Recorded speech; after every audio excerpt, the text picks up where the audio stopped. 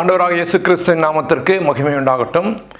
இந்த மனமகிழ்ச்சியின் காலை வேளையிலும் கூட தேவ சமூகத்தில் கர்த்தரை தொழுது கொள்ளும்படியாக வந்திருக்கிற தேவ பிள்ளைகள் அனைவரையும் நம்முடைய அருமை ஆண்டவர் இயேசு கிறிஸ்துவின் இனிய நாமத்திலே வாழ்த்துகிறேன். இந்த நாளிலும் கூட உங்களோடு பகிர்ந்து கொள்ளும்படியாக கர்த்தர் எனக்கு கொடுத்ததான ஒரு அருமையான செய்தி.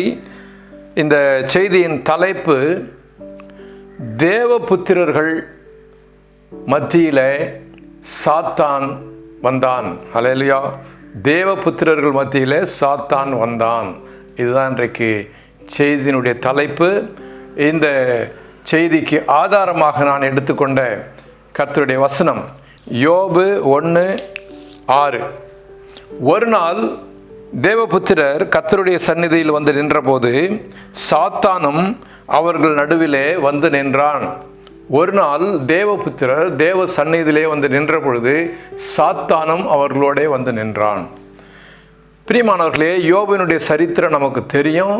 யோபுவை பற்றி நாம் வாசித்திருக்கிறோம். அதே போல் வேத புத்தகத்தில் அநேக சரித்திரங்கள் எழுதப்பட்டிருக்கிறது, அநேக சொற்பொழிவுகள் எழுதப்பட்டிருக்கு. நம்முடைய ஆண்டவராக இயேசு கிறிஸ்துவனுடைய மலைப்பிரசங்கம் என்ற சொற்பொழிவு இருக்கிறது.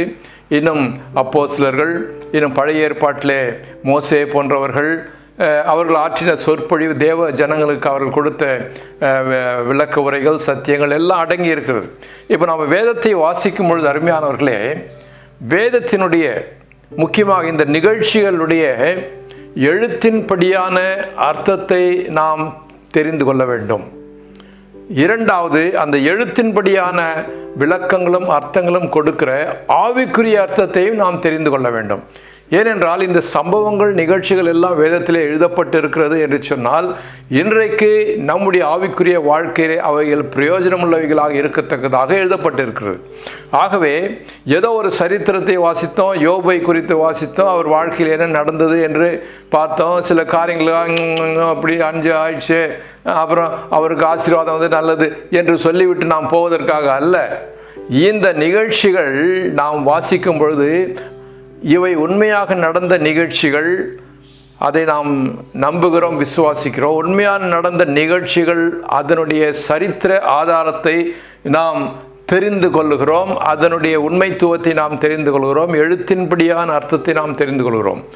இது ஒரு புறம் இருக்க, இவைகளிலிருந்து எடுக்கப்படுகிறதான ஆவிக்குரிய அர்த்தம், இவற்றை நாம் புரிந்து கொள்ளும் பொழுது இன்றைக்கு நம்முடைய ஆவிக்குரிய ஜீவியத்தில் அவைகள் பிரயோஜனமாக இருக்கும். பாருங்கள், நம்ம வாசிக்கிறோம் 1 கொரிந்தியர் 10வது அதிகாரம் 11வது வசனத்திலே நாம் வாசிக்கும் பொழுது இந்த பழைய ஏற்பாட்டிலும் சரி மற்ற இடங்களிலும் சொல்லப்படுகிற இந்த நிகழ்ச்சிகளை குறித்து பவுல் கொரிந்தியருக்கு எழுதும்போது இவ்வளவு விதமாக எழுதுகிறார். 1 கொரிந்தியர் 10வது அதிகாரம் 11வது வசனத்தில், இவைகள் எல்லாம் திருஷ்டாந்தரங்களாக அவர்களுக்கு சம்பவித்தது, உலகத்தின் முடிவு காலத்தில் உள்ள நமக்கு எச்சரிப்பு உண்டாகும்படி எழுதப்பட்டும் இருக்கிறது என்று தெளிவாக எழுதுகிறார். இந்த நிகழ்ச்சிகள் எல்லாம் ஒரு திருஷ்டாந்தரமாக, ஒரு அடையாளமாக அவர்களுக்கு சம்பவித்திருக்கிறது.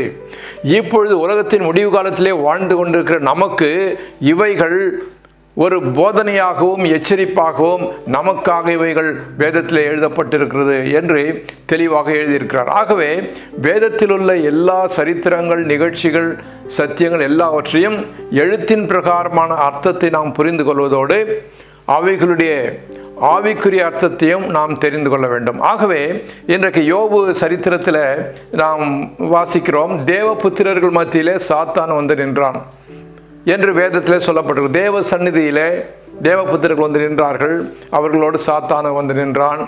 என்னெல்லாம் நடந்தது என்ற காரியங்களை நாம் யோபினுடைய சரித்திரத்தை வாசித்து அப்படியே அவைகளுடைய ஆவிக்குரிய அர்த்தங்களையும் தெரிந்து கொண்டு இன்றைக்கு நாம் பிரயோஜனப்படுத்திக் கொள்ள போகிறோம். அல்லேலூயா, ஸ்தோத்திரம்.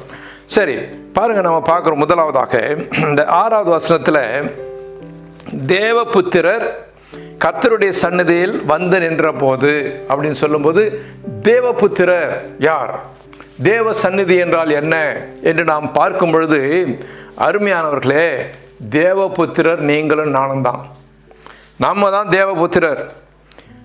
யோவான் சுவிசேஷம் 1 அதிகாரம் 12வது வசனத்தை நீங்கள் வாசிக்கும் பொழுது, யோவான் 1:12, அவருடைய, அதாவது இயேசு கிறிஸ்துனுடைய நாமத்தின் மேல் விசுவாசம் உள்ளவர்களாய் அவரை ஏற்றுக்கொண்டவர்கள் எத்தனை பேர்களோ அத்தனை பேர்களும் தேவனுடைய பிள்ளைகளாகும்படி அவர்களுக்கு அதிகாரம் கொடுத்தார். ஹல்லேலூயா. இயேசு கிறிஸ்துவை விசுவாசித்து அவரை ஏற்றுக்கொண்டு இயேசு கிறிஸ்துவின் ரத்தத்தினாலே மீட்கப்பட்டு ரட்சிக்கப்பட்ட அத்தனை பேரும் தேவபுத்திரர். ஆகவே விசுவாசிகளாக நீங்களும் நானும் தான் தேவபுத்திரர். சரி, அப்போ தேவ சந்நிதி என்றால் என்ன என்று சொல்லும் பொழுது, இந்த தேவபுத்திரர்கள் கூடுகிற இடம், அங்கே தேவனுடைய பிரசன்னம் வரும். தேவ சந்நிதி, அதுதான் தேவ சந்நிதி. ஆகவே நம்முடைய வீடு ஒரு தேவ சந்நிதி, நம்முடைய சபை ஒரு தேவ சந்நிதி, நாம் கூடி வந்து அவரை ஆராதிக்கிற இடம் தேவ சந்நிதி, அதுதான் பரலோகம். அப்போஸ்தலர் 2:47 தேவனை துதித்து ஜனங்கள் எல்லாரிடத்திலும் தயவு பெற்றிருந்தார்கள், ரட்சிக்கப்படுகிறவர்களை கர்த்தர் அனுதினமும் சபையிலே சேர்த்து கொண்டார். ஆகவே ரட்சிக்கப்படுகிறவர்கள் கூடுகிற இடமாகிய சபை தான் என்னது? தேவ சந்நிதி, அதுதான் பரலோகம். நம்முடைய வீட்டில் தேவபுத்திரர்களாக நாம் இருக்கிறோம், ரட்சிக்கப்பட்டவர்களாக இருக்கிறோம். நம்முடைய சபையிலே தேவபுத்திரர்களாக தேவ பிள்ளைகளாக நாம் கூடி வருகிறோம். இதுதான் தேவ சந்நிதி. அப்போ அப்படி இருக்கும் பொழுது பாருங்கள், அப்படி இருக்கும் பொழுது இந்த இடத்துல தேவபுத்திரர்கள் இருக்கிறதா நம்முடைய வீட்டில், நம்முடைய சபையில் சாத்தான் வந்து நிற்பான். ஹல்லேலூயா, ஸ்தோத்திரம்.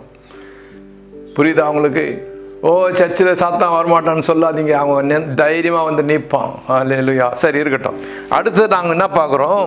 தேவபுத்திரர் தேவ சந்நிதியில் வந்து நின்ற போது சாத்தானும் அவர்கள் நடுவில் வந்து நின்றான் என்று நாம் பார்க்கிறோம்.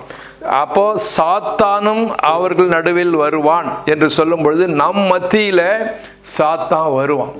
தேவபுத்திரர்களாகிய நாம் நம்முடைய குடும்பத்தில், நம்முடைய சபையில் பிசாசு தன்னுடைய எண்ணங்களை நுழைக்கும்படியாக அங்கே வந்து நிற்பான். பிசாசினுடைய எண்ணங்கள் அங்கே வந்து நுழையும். பாருங்க, மத்தேயு 13:24-25 வசனத்தில் ஆண்டவராக இயேசு கிறிஸ்து சொல்கிறார், வேறொரு உவமையை அவர்களுக்கு சொன்னார். பரலோக ராஜ்யம் தன் நல்ல நிலத்தில் நல்ல விதையை விதைக்கிற மனுஷனுக்கு ஒப்பாயிருந்தது. மனுஷர் நித்திரை பண்ணுகையில் அவனுடைய சத்துரு வந்து கோதுமைக்குள் களைகளை விதைத்து போனான். பாருங்க, நல்ல பரலோக ராஜ்யம் என்று சொல்லும் பொழுது, தேவனுடைய சன்னதின்னு சொல்லும் பொழுது, அது ஒரு நல்ல நிலம். அங்கே விதைகள் விதைக்கப்படுகிறது.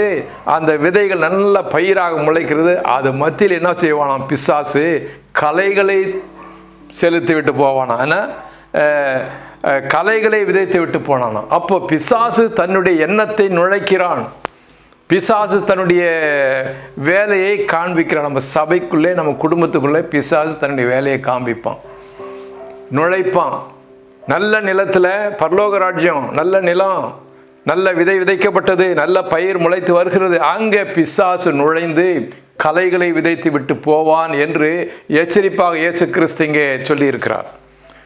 பாருங்கள், அது மாத்திரமல்ல, நீங்கள் பார்க்கும் பொழுது லூக்கா 4வது அதிகாரம் 1-2 வசனத்தை நாம் வாசிக்கலாம்.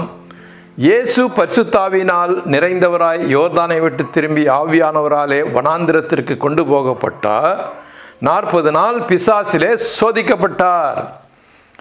பாருங்க, ஆண்டவராக இயேசு கிறிஸ்து 40 நாள் உபவாசம் இருந்து ஜெபிப்பதற்காக வனாந்திரத்தில் போகிறார். 40 நாள் ஃபயராக இருந்திருக்கோம் இல்லையா? உபவாசம் இருந்து ஜெபித்தா, தேவகுமாரனே உபவாசம் இருந்து ஜெபித்தார்னா எவ்வளோ ஃபயராக இருந்திருப்பார், எவ்வளோ வல்லமையாக இருந்திருப்பார், எவ்வளோ நெருப்பாக இருந்திருப்பார். அந்த சமயத்தில் பிசாசு அவரை சோதிக்க வர்றானாம். அப்போ பாருங்க, தேவ புத்திரர்கள் மத்தியிலே பிசாசு சாத்தான் வந்து நின்றான். எப்படி வருவான் தேவபுத்திரர்கள் மத்தியில் என்று அநேகர் நினைக்கிறாங்க. பிரியமானவர்களே, தேவகுமாரனாக இயேசு கிறிஸ்து 40 நாள் உபவாசம் இருந்து ஜெபித்து வல்லமையிலே நிறைந்திருந்த பொழுது அங்கே சாத்தான் வந்தான். எதுக்கு? அவரை சோதிக்க வந்தான். அப்போ உங்களையும் என்னையும் சோதிக்க சாத்தான் வருவான். நம்முடைய குடும்பத்திற்குள்ளே வருவான், நம்முடைய சபைக்குள்ளே வருவான். இதை நாம் தெரிந்து கொள்ள வேண்டும். இதற்கு நாம் விழிப்புள்ளவர்களாக இருக்க வேண்டும். கர்த்தருக்கு ஸ்தோத்திரம். ஆகவே சாத்தான் நம் மத்தியிலே வருவான், நம்மை சோதிக்க தைரியமாக வருவான். அது எப்படிங்க வந்துடுவான் என்றால், அருமையானவர்களே, தேவ உத்தரவோடு தான் வருவான். அவர் தான் அனுமதிக்கிறார். பாருங்க, யோபு 1வது அதிகாரம் 12வது வசனத்தில் கர்த்தர் சாத்தானை நோக்கி, இதோ அவனுக்கு உண்டானவைகள் எல்லாம் உன் கையில் இருக்கிறது, அவன் மேல் மாத்திரம் உன் கையை நீட்டாதே என்றார். அப்பொழுது சாத்தான் கர்த்தருடைய சந்நிதியை விட்டு புறப்பட்டு போனான். என்ன நடக்குது? சாத்தான் வர்றான். சரியா? தேவபுத்திரர்கள் மத்தியிலே சாத்தான் வர்றான். அவன் என்ன இன்டென்ஷனில் வரான்னு கர்த்தருக்கு தெரியும். அதனால் இங்கே நாம் 8வது வசனத்தில் நாம் பார்க்கும்பொழுது 8வது வசனத்தில் கர்த்தர் சாத்தானை நோக்கி, என் தாசனாகிய யோபின் மேல் கவனம் வைத்தாயோ என்று ஒரு கேள்வி கேட்குறார். ஏன்னா அவன் வந்த இன்டென்ஷன் தெரியும், எதுக்காக வந்திருக்கிறான், யோபு மேலே கண்ணு போட்டுட்டு வந்திருக்கிறான். அதனால் அவன் சொல்வதற்கு முன்னதாகவே கர்த்தர் அவனிடத்திலே கேட்கிறார். பாருங்க, தேவபுத்திரர்கள் நடுவில் சாத்தான் வந்து நிற்பான். நம்முடைய குடும்பத்தில் தேவ பிள்ளைகளாகிய தேவபுத்திரர்களாகிய நம்முடைய குடும்பத்திலே நம்முடைய சபையிலே சாத்தானை வந்து அவனுடைய காரியத்தை நுழைப்பான், கலையை விதைப்பான். சரியா? எப்படித்தான் வருவான் அப்படின்னா, கர்த்தர் அனுமதித்து தான். கர்த்தர் அனுமதிக்கிறார். பிரியமானவர்களே, இந்த உலக முடிவு வரைக்கும் கர்த்தர் மறுபடியும் வந்து நம்ம எல்லாம் நித்திய ராஜ்யத்தில் சேர்க்கும் வரைக்கும் அவனுக்கு டைம் இருக்குது. அதனால் அவன் வேலை அவனை அனுமதிக்கிறார். பாருங்க, கர்த்தருடைய அனுமதியோடு தான் அவனால் வர முடியுமே தவிர அனுமதி இல்லாமல் வர முடியாது. அதற்கு இந்த யோபினுடைய நிகழ்ச்சி நமக்கு திருஷ்டாந்திரமாக எழுதப்பட்டிருக்கிறது. இவன் தேவ சந்நிதியிலே வந்து நின்ற பொழுது கர்த்தர் அவனை பார்த்து கேட்டார், எங்கேருந்து வர என்று கேட்டு, நீ யோபை பார்த்தியா அப்படின்னும் போது, எஸ் நான் பார்த்தேன் அப்படின்னு சொல்லி அவருடைய கதையை ஆரம்பிக்கிறார். கதையை ஆரம்பித்து அவனை எப்படியாவது சோதிக்க வேண்டும் என்று கர்த்தரிடத்தில் அவன் எப்படியாவது உத்தரவு வாங்க வேண்டும் என்று அங்கே ஒரு டயலாக்ல இறங்குறான். கர்த்தரோடு டயலாக்ல இறங்கி இருக்கிறான் என்று அந்த வசனங்களிலே பார்க்கிறோம். 12வது வசனத்தில் பார்க்கும் பொழுது கர்த்தர் சாத்தானை நோக்கி, இதோ அவனுக்கு உண்டானவை எல்லாம் உன் கையில் இருக்கிறது, அவன் மேல் மாத்திரம் உன் கையை நீட்டாதே என்றார். அப்பொழுது சாத்தான் கர்த்தருடைய சந்நிதியை விட்டு புறப்பட்டு போனான். அப்போ கர்த்தர் அவனுக்கு உத்தரவு கொடுக்கிறார், கர்த்தர் அவனை அனுமதிக்கிறார். யோபை தொடும்படியாக, அருமையானவர்களே, நம்மை சோதிக்கும்படியாக நம்முடைய வீட்டில் நம்முடைய சபையில் அவன் நுழைவதற்கு கர்த்தர் அனுமதி கொடுத்திருக்கிறார். கர்த்தருடைய உத்தரவோடு கர்த்தருடைய அனுமதியோடு அவன் உள்ளே வருகிறான். ஞாபகம் வைத்துக் கொள்ளுங்க. ஹல்லேலூயா, ஸ்தோத்திரம். சரி, அப்போ இருக்கட்டும். அப்படியாக அவன் தேவ உத்தரவு பெற்று அவன் வரும்பொழுது, இங்கே இயேசு கிறிஸ்து அவர் 40 நாள் உபவாசம் இருந்த பிறகு வல்லமையாக புறப்பட்டு போகும்போதே அங்கே நடுவில் குறுக்க வந்து அங்கே சோதனைக்காக வந்து நின்றான் அல்லவா? ஆகவே அப்படிப்பட்டவன் நம்முடைய குடும்பத்திலே நம்முடைய சபையிலே வருவதற்கு அவனுக்கு முடியாமல் இருக்குமா? நிச்சயமாக வருகிறான். சரி, எப்படி சோதிக்கிறான்? வந்துட்டான், நம்ம குடும்பத்தில் வந்துட்டான், இல்லை நம்ம சபைக்குள்ளே அவன் நுழைகிறான். நாம் தேவ புத்திரர், நாம் கர்த்தருடைய பிள்ளைகள் தான், தேவ வல்லமையினாலே நிறைந்திருக்கிறவங்க தான். சரி, இதெல்லாம் இருந்தாலும் அவனும் வந்து நுழைஞ்சிருக்கிறான். எதற்காக வந்தான்? நம்மை சோதிக்கும்படியாக வந்தான். எப்படி சோதிப்பான்? என்னென்ன காரியங்களை வைத்து சோதிப்பான் என்று சொல்லும் பொழுது, வியாதியை கொடுப்பான், நம்ம வாழ்க்கையிலே ஒரு நஷ்டத்தை கொடுப்பான், குடும்பத்தில் சபையில் நமக்குள்ளே சில கருத்து வேறுபாடுகளை விதைச்சி விடுவான். இதெல்லாம் கலைகளை விதைச்சி விடுவான். நமக்குள்ளே சிறு சிறு சண்டைகளை மூட்டி விடுவான், கருத்து வேறுபாடுகளை கொண்டு வருவான், நமக்கு சரீரத்தில் ஒரு வியாதியை கொடுப்பான், நமக்கு நம்முடைய வியாபாரத்திலையோ இல்லை வாழ்க்கையிலோ ஒரு நஷ்டத்தை கொடுப்பான். இப்படிலாம் பண்ணுவான். இதெல்லாம் சிலுமிஷம் பண்ணுவான். பாருங்கள், யோபுக்கு அப்படி தானே பண்ணான். யோபுக்கு அனுமதிக்கிறார். யோபுக்கிட்ட போயிட்டான். இப்போ என்ன பண்ணுறான்? யோபுக்கிட்ட போயிட்டு 16வது வசனத்திலே நாம் பார்க்கும் பொழுது, 16வது வசனத்தில் யோபு 1:16, இவன் இப்படி பேசிக்கொண்டிருக்கையில் வேறொருவன் வந்து, வானத்திலிருந்து தேவனுடைய அக்கினி விழுந்து ஆடுகளையும் வேலையாட்களையும் சுட்டரித்து போட்டது, நான் ஒருவன் மாத்திரம் தப்பி அதை உமக்கு அறிவிக்கும்படி வந்தேன் என்றான். இப்போ யோபுக்கு ஒரு பெரிய நஷ்டம் ஏற்படுகிறது. வானத்திலிருந்து அக்கினி வந்து அவன் ஆடுகளையும் வேலையாட்களையும் சுட்டரித்து போடு. இப்படி நிறைய நஷ்டங்களை பிசாசு கொண்டு வந்தான். நிறைய நஷ்டங்களை கொண்டு வர ஒன்றுன்னா அவனுடைய வேலைக்காரர் வந்து இவனுக்கு சொல்ல, நஷ்டங்கள் நிறைய நஷ்டங்கள்ல ஒட்டு மொத்தமும் நஷ்டம். ஒன்னே அவனுடைய ஒய்ஃபை மாத்திரம் ஸ்பேர் பண்ணி விட்டான். ஏன்னா அது அவனுடைய ஆள். அவனுக்கு சாதகமாக யோபினிடத்தில் பேசுகிற அந்த ஆளை மாத்திரம் விட்டு வச்சான். பாருங்க. சரி, அப்போ என்ன நடக்குது? இன்னும் கூட நீங்கள் பார்க்கும் பொழுது, இப்போ யோபுல 2வது அதிகாரம் 7வது வசனத்தை நாம் பார்க்கும் பொழுது, 2வது அதிகாரம் யோபு 2:7, அப்பொழுது சாத்தான் கர்த்தருடைய சந்நிதியை விட்டு புறப்பட்டு யோபின் உள்ளங்கால் தொடங்கி அவன் உச்சந்தலை மட்டும் கொடிய பருக்களால் வியாதித்தான். என்ன பண்ணான்? முதல்ல நஷ்டத்தை கொண்டு வந்தான். யோபினுடைய எல்லாம் நஷ்டமாக போச்சு, பிள்ளைகள் எல்லாம் நஷ்டமாக போச்சு, பிள்ளைங்கள்லாம் போயிட்டாங்க, சொத்தும் போச்சு, ஆடு மாடுகள் போச்சு, எல்லாம் போச்சு, நஷ்டம் ஒரு பக்கம். முதல்ல நஷ்டத்தை கொண்டு வந்த பிறகு மறுபடியும் தேவ சந்நிதியில் போய் இன்னொரு பர்மிஷன் வாங்கிட்டு வந்து அவன் சரீரத்தை தொட்டு பெரிய வியாதியை கொடுக்குறான். ரெண்டாவது. இப்போ மூணாவது என்ன பண்ணுறான்? இப்போ இவன் பெரிய நஷ்டத்திலையும் வியாதியில் இருப்பதை கேள்விப்பட்டு அவனுடைய நண்பர்கள் வருகிறார்கள், அவனுக்கு ஆறுதல் சொல்லும்படியாக வருகிறார்கள், அவர்கள் பேசுகிறார்கள். அப்படின்னும் போது இவர்களுக்குள்ளே ஒரு கருத்து வேறுபாடை விதைக்கிறான். நண்பர்களுக்குள்ளே, யோபின் நண்பர்களுக்குள்ளே கருத்து வேறுபாடு அங்கே நுழைக்கிறான். பாருங்க, வாசிக்கலாம். யோபு 12 1, 2, 3. யோபு பிரதியுத்தரமாக, ஆம், நீங்களே ஞானமுள்ள ஜனங்கள், உங்களுடைய ஞானம் உங்களுடைய சாகும், உங்களைப் போல எனக்கும் புத்தி உண்டு, உங்களில் நான் தாழ்ந்தவன் அல்ல, இப்படிப்பட்டவர்களை அறியாதவன் யார் அப்படின்னு சொல்லி அவங்களுக்குள்ளே ஒரு கருத்து வேறுபாடு. யோபினுடைய நண்பர்கள் சொல்லுகிற ஆறுதல் வார்த்தைகள் இவருக்கு ஒன்றும் ஒவ்வொவில்லை, யோபுக்கு ஒன்றும் ஒவ்வொவில்லை, அதை ரிஜெக்ட் பண்ணுறாரு. நீங்கள் ரொம்ப ஞானவான்களான்னு பேசுகிறீங்களா, எனக்கு ஞானம் இருக்குது என்று அவர்களுக்குள்ளே ஒரு கருத்து வேறுபாடு. ஆகவே இதையெல்லாம் விதைக்கிறவன் யார்? சாத்தான், பிசாசு. யோபினுடைய வாழ்க்கையிலே நுழைந்து யோபுக்கு ஒரு பெரிய நஷ்டத்தை கொடுத்தான், யோபினுடைய சரீரத்திலே வியாதியை கொடுத்தான், யோபினுடைய நண்பர்களோடு ஒரு கருத்து வேறுபாடு கொடுக்கிறான், அவனுடைய சொந்த மனைவியோடு அவனுக்கு ஒரு கருத்து வேறுபாடு வருகிறது. இதெல்லாம் பிசாசு செய்வான். அருமையானவர்களே, நம்முடைய வாழ்க்கையில், நம்முடைய குடும்பத்தில், நம்முடைய சபையில் கூட சாத்தான் வந்து நிற்பான், நம்மை சோதிப்பான். எப்படிலாம் சோதிக்க முடியும்?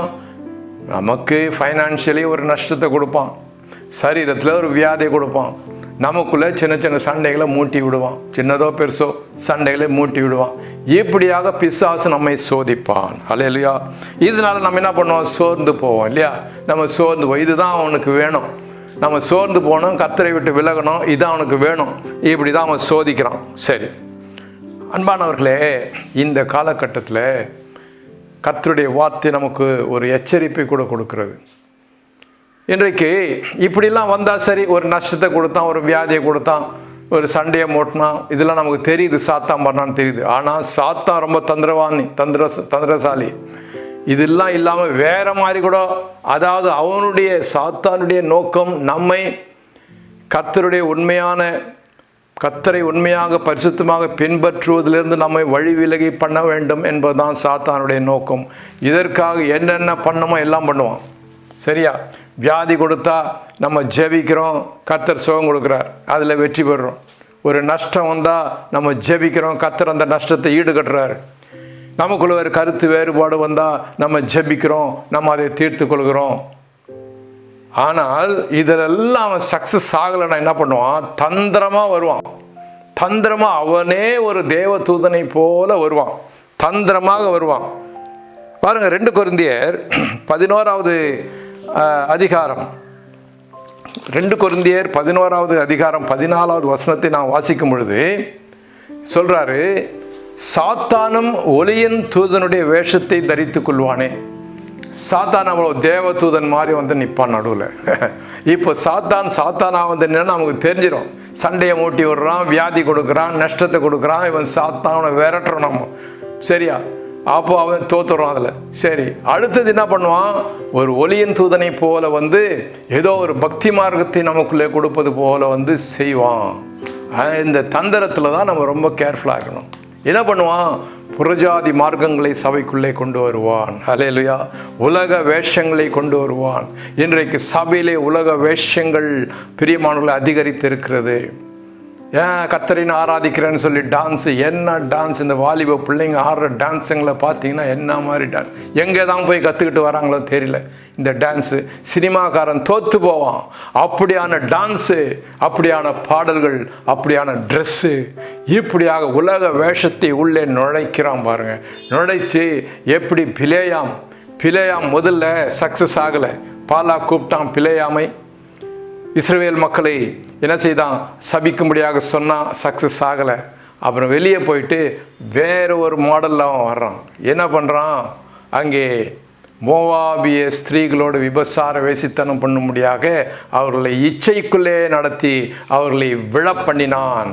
பிலேயாம் மூலமாக பிசாசு செய்த தந்திரத்தை பாருங்க. இச்சைக்குள்ளே நடத்தி அவர்களுக்கு விழ பண்ணினான். இன்றைக்கு பிசாசு சபையில் எப்படித்தான் செய்கிறான். உலக வேஷங்களை கொண்டு வந்து டான்ஸும் ஆட்டம் பாட்டமும் களியாட்டங்களும் அது அப்படியே உலக இச்சையை மூட்டுகிறதான காரியங்களை சபைக்குள்ளே கொண்டு வருகிறான். மாத்திரமல்ல, புறஜாதி மார்க்கங்களை சபைக்குள்ளே கொண்டு வருவான். இன்றைக்கு பாருங்கள், சொல்கிறாங்க பொங்கல் எல்லாம் கொண்டாடலாம், பொங்கல் கொண்டாடலாம், இது தமிழர் பண்டிகை, கர்த்தருக்கு நம்ம முதற் பலனை குறித்து நம்ம கர்த்தருக்கு நம்ம ஸ்தோத்திரம் செலுத்துகிற பண்டிகை என்று சொல்லி இப்படியாக ஒலியின் வேஷத்தை தரித்து கொண்டு பிசாசு இதை நுழைக்கிறான். இந்த பொங்கல் பண்டிகை கொண்டாடலாமா என்று ஒரு கேள்வி வரும்போது, அருமையானவர்களே, புறஜாதி மார்க்கத்தை நீங்கள் பின்பற்றாதிருங்கள் என்று இஸ்ரவேல் மக்களுக்கு அன்றைக்கே ஆண்டவர் சொன்னார். பாருங்கள், எரேமியாவில் நம்ம பார்க்குறோம்.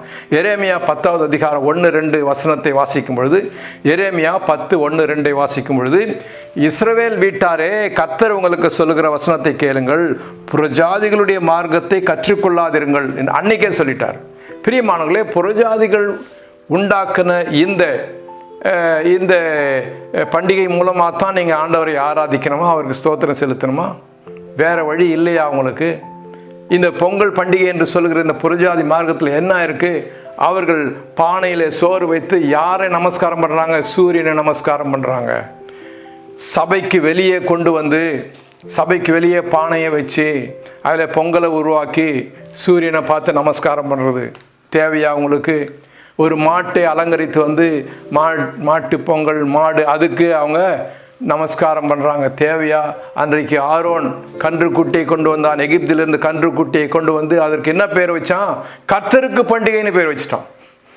எகிப்திலிருந்து கொண்டு வந்த கன்றுக்குட்டியை கொண்டு வந்து அதை நமஸ்காரம் பண்ண சொல்லிட்டு, அதை வணங்க சொல்லிட்டு பேரு கர்த்தருக்கு பண்டிகைன்னு சொல்லிட்டான். அல்லேலூயா. இன்றைக்கு பொங்கல் பண்டிகை நாங்கள் கர்த்தருக்கு கொண்டாடுகிறோம் என்று சொல்கிறீங்களே, உங்களுக்கு பொங்கல் பண்டிகையை பற்றி தெரியுமா? கர்த்தருடைய பண்டிகையை பற்றி தெரியுமா? ரெண்டுமே தெரியாமல் ஏன் இப்படி செய்கிறீங்க? பிசாசு புறஜாதி மார்க்கத்தை சபைக்குள்ளே நுழைக்கிறான் என்பதை நீங்கள் கண்டுகொள்ளவில்லையா? பெரிய பாருங்க, எசேக்கியேல் தீர்க்கதரிசியின் புத்தகத்தில் கர்த்தர் காண்பிக்கிறார், எசேக்கியேல் காண்பிக்கிறார். எசேக்கியேல் 8:16 பாருங்க. எசேக்கியேல் 8:16 என்னை கர்த்தருடைய ஆலயத்தின் உட்பிரகாரத்திலே கொண்டு போனார். இதோ கர்த்தருடைய ஆலயத்தின் வாசல் நடையிலே மண்டபத்துக்கும் பலிபீடத்துக்கும் நடுவே ஏறக்குறைய 25 புருஷர் தங்கள் முதுகை கர்த்தருடைய ஆலயத்துக்கும் தங்கள் முகத்தை கீழ்தசைக்கு நேராக திருப்பினவர்களாய் கிழக்கே இருக்கும் சூரியனை நமஸ்கரித்தார்கள். அல்லேலூயா. பாருங்க, இதுதான் இன்னைக்கு நடக்குது. அன்றைக்கு எசேக்கியேலுக்கு காண்பித்தார், வா உன்னை ஆலயத்துக்கு எடுத்துகிட்டு போகிறேன். ஆலயத்துக்கு எடுத்துகிட்டு போய் ஒரு 20-25 புருஷர்கள் என்ன பண்ணாங்களாம்? தங்கள் முதுகை ஆலயத்துக்கும் தங்கள் கண்களை நேராக சூரியனுக்கு நேராக வைத்து சூரிய நமஸ்காரம் பண்ணுறாங்க. இன்றைக்கு பொங்கல் பண்டிகை என்று சொல்லி இதுதான் பண்ணுறாங்க. அல்லேலூயா, ஸ்தோத்திரம். ஆகவே புறஜாதி மார்க்கத்தை நுழைப்பான், உலக வேஷத்தை நுழைப்பான், தந்திரமாக பிசாசு வருவான். இதற்கு நாம் எச்சரிக்கையாக இருக்க வேண்டும். அல்லேலூயா, ஸ்தோத்திரம். சரி, இருக்கட்டும். அப்படி இருக்கும் பொழுது இந்த சாத்தானை ஜெயிப்பது எப்படி? நமக்கு நடுவிலே வருகிற இந்த சாத்தானை நாம் எப்படி ஜெயிக்க முடியும்? யோபு எப்படி ஜெயித்தார்? யோபு எப்படி ஜெயித்தார் இந்த சாத்தானை? அல்லேலூயா. பாருங்க, யோபு புத்தகத்தில் பார்க்கலாம். 23வது அதிகாரம், யோபு 23வது அதிகாரத்தில் 12வது வசனத்தில் நாம் வாசிக்கும் பொழுது எப்படி அவர் ஜெயித்தார் என்று அவருடைய ஸ்டேட்மெண்ட்லேருந்தே நம்ம பார்க்கலாம். யோபு சொன்ன வார்த்தையிலேருந்தே நம்ம பார்க்கலாம். 23:12 பாருங்க. அவர் உதடுகளின் கற்பனைகளை நான் விட்டு பின்வாங்குவதில்லை, அவருடைய வாயின் வார்த்தைகளை எனக்கு வேண்டிய ஆகாரத்தை பார்க்கலும் அதிகமாக காத்து கொண்டேன். அல்லேலூயா. இதுதான் யோபு எப்படி இந்த சாத்தானை ஜெயித்தான்னா, கர்த்தருடைய கற்பனைகளை விட்டு பின்வாங்க மாட்டேன்னு சொல்லிட்டான். அவருடைய வாயின் வார்த்தைகளை என்னுடைய சாப்பாட்டை விட அதிகமாக, என்னுடைய ஆகாரத்தை விட அதிகமாக அதை நாடுவேன் என்று சொல்லி நாடி கர்த்தருடைய வசனத்தை பிடித்து கொண்டான், ஜெயித்தான். அல்லேலூயா. சாத்தானை ஜெயித்தான். இன்னொன்று எப்படி ஜெயிக்கிறான் பாருங்க. இன்னொன்று கர்த்தருடைய வசனத்தை பிடித்து கொண்டான். இன்னொன்று 42வது அதிகாரம் யோபு 42ல் 10வது வசனத்தை நாம் பார்க்கலாம். 10வது வசனம், யோபு தன் சிநேகிதருக்காக வேண்டுதல் செய்த போது கர்த்தர் அவன் சிறையிருப்பை மாற்றினார். யோபுக்கு முன் இருந்த எல்லாவற்றை பார்க்கலாம் இரண்டத்தனையாக கர்த்தர் அவனுக்கு தந்தரினார். ஹல்லேலூயா. இரண்டாவது என்ன பண்ணான்? ஜெபம் பண்ணான். தனக்காக ஜெபம் பண்ணுறதுக்கு பதிலாக தன்னுடைய சகோதரர் தன்னுடைய நண்பர்களுக்காக முதல்ல ஜெபம் பண்ணான். மற்றவர்களுக்காக ஜெபம் பண்ணான். தனக்காக செல்ஃபிஷ், ஐயோ எனக்கு இந்த நிலைமையை மாற்றணும் சொல்லி தனக்காக ஜெபிக்க வேண்டிய நிலைமையில் இருக்கிறான். ஆனால் முதலாவதாக தன் நண்பர்களுக்காக ஜெபிக்கிறான். நண்பர்களுக்காக ஜெபித்த பொழுது கர்த்தர் அவனுடைய சிறையிருப்பை மாற்றினார். பிரியமானவர்களே, நீங்கள் உங்கள் மத்தியிலே வருகிற சாத்தானை ஜெயிக்க வேண்டும் என்று சொன்னால் கர்த்தருடைய வசனத்தை எந்த சூழ்நிலையிலும் அதை விட்டு பின்வாங்காதபடிக்கு உறுதியாக அதை வசனத்தை பிடித்து கொள்ள வேண்டும். உறுதியாக ஜெபிக்க வேண்டும். ஜெபத்திலும் கர்த்தருடைய வசனத்தின் மூலமாக மாத்திரமே பிசாசை சாத்தானை நீங்கள் ஜெயிக்க முடியும். இயேசுவும் அப்படித்தான் ஜெபித்தான். அவனும் வசனத்தோடு தான் வர்றான். சாத்தானும் வசனத்தோடு தான் வர்றான். தந்திரமாக ஒலியின் தூதனை மாதிரி வசனத்தோடு வந்து நிற்கிறான். கர்த்தருக்கு ஆராதனை செலுத்துவோம், கர்த்தருக்கு முதற் பலனை கொடுப்போம், லேவியர் ஆகமத்தில் இருக்குது என்றெல்லாம் சொல்லி, லேவியர் ஆகமத்தில் இருக்கிற அந்த பண்டிகைகள் பலிகள் எல்லாம் நீங்கள் புதிய ஏற்பாட்டில் வரும்போது எல்லாம் ஆவிக்குரிய அர்த்தங்கள் உண்டு. அதனால் அந்த ஆவிக்குரிய அர்த்தங்களை தெரியாதபடிக்கு அதை பிடிச்சிட்டு இப்படி செய்வோம் இப்படி செய்வோம்னு சொல்லிட்டு இருக்கிறாங்க. அதனால் தந்திரமாக பிசாசு வருவது, உலக வேஷங்கள், புறஜாதி மார்க்கங்கள் மூலமாக இன்றைக்கு ரொம்ப எஃபெக்டிவாக பிசாசு கிரியை செய்கிறான். விழிப்பாக இருப்போம். ஹல்லேலூயா. கர்த்தருடைய வசனத்தை கொண்டு அவனை ஜெயிப்போம். சாட்சியின் வசனத்தை கொண்டு ஜெயித்தார்கள் என்று வெளிப்படுத்தலை நாம் பார்க்கிறோம். சாட்சியின் வசனத்தை கொண்டு, கர்த்தருடைய வசனத்தை கொண்டு ஜெயிப்போம். நம்முடைய ஜெபத்தில், மற்றவர்களுக்காக ஜெபிக்கிற ஜெபத்தில் அவனை ஜெயிப்போம். முடிவில் கர்த்தர் நமக்கு ஜெயம் கொடுப்பார். பாருங்கள், முடிவில் யோபினுடைய வாழ்க்கையில் 42வது அதிகாரத்தில் 16வது வசனம், 42வது அதிகாரம் 16வது வசனம் யோபில், இதற்கு பின்பு யோபு 140 வருஷம் உயிரோடு இருந்து 4 தலைமுறையாக தன் பிள்ளைகளையும் தன் பிள்ளைகளுடைய பிள்ளைகளையும் கண்டான். ஹல்லேலூயா, ஸ்தோத்திரம். 17வது வசனம், யோபு நெடுநாள் இருந்து பூர்ண வயதுள்ளவனாய் மரித்தான். கர்த்தர் அவனை பூர்ணமாய் ஆசீர்வதித்தார். அவன் ஜெயம் பெற்றான். யோபு, அவனுடைய குடும்பத்திலே சாத்தான் நுழைந்தான். தேவ உத்தரவோடு வந்தான். சோதிக்கும்படியாக வந்தான். வியாதியை கொடுத்தான், நஷ்டத்தை கொடுத்தான், கருத்து வேறுபாடு கொடுத்தான், எல்லாம் கொடுத்து அவனை அலக்கழித்தான். ஆனாலும் கூட யோபு வசனத்தை கெட்டியாக பிடித்து கொண்டார், உறுதியாக பிடித்து கொண்டார். மற்றவர்களுக்காக ஜெபித்தார். சாத்தானை ஜெயித்தார். கர்த்தர் அவனுக்கு ஜெயத்தை கொடுத்து இழந்து போன எல்லாவற்றையும் திருப்பி கொடு, 2 தனியாக திருப்பி கொடுத்தார். ஹல்லேலூயா. நெடுநாள் வாழ்ந்து ஆசீர்வதிக்கப்பட்டவனாக மரித்தான். அன்பான சகோதரனே, சகோதரியே, தேவ புத்திரர்களாகிய நம் மத்தியில் சாத்தான் வருவான். பல காரியங்களை கொண்டு வருவான். அசையாதீங்க, சோர்ந்து போகாதீங்க. வசனத்தில் உறுதியாருங்க, ஜெபத்தில் உறுதியாருங்க. ஜெயிப்போம். கர்த்தர் தாமே இந்த வசனங்களை கொண்டு நம்மை ஆசீர்வதிப்பாராக. கண்களை மூடி ஜெபிப்போம். அன்பின் ஆண்டவரே, உம்மை ஸ்தோத்திரிக்கிறோம் கர்த்தாவே. இந்த நாளிலும் கூட இந்த வசனத்தை கேட்ட ஒவ்வொருவரையும் ஆசீர்வதியும். உங்களுடைய திருவசனத்தை கொண்டும் ஜெபத்தினாலும் பிசாசை நாங்கள் ஜெயித்து கர்த்தாவை யோபை போல பூரணமான ஆசீர்வாதத்தோடு உம்மண்டையிலே வர எங்களுக்கு கிருபைத்தார். ஒவ்வொருவரையும் ஆசீர்வதியும். யார் இறந்த நோக்கத்தோடு வந்தார்களோ நோக்கங்களை நிறைவேற்றும், தேவைகளை சந்தியும், வியாதிகளை குணமாக்கும், பிரச்சனைகளை அப்புறப்படுத்தும். ஆசீர்வதியும். இயேசு கிறிஸ்துவின் வல்லமையுள்ள நாமத்திலே இந்த ஜெபங்களை ஏறெடுக்கிறோம் நல்ல பிதாவே. ஆமேன், ஆமேன்.